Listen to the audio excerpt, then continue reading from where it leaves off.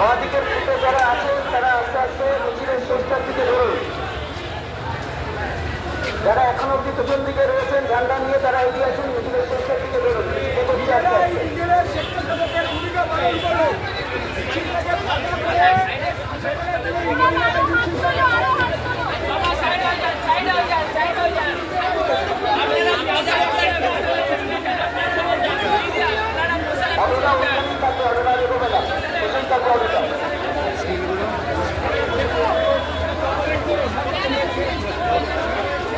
এখনো অব্দি যারা তারা আস্তে আস্তে ধরে নিন।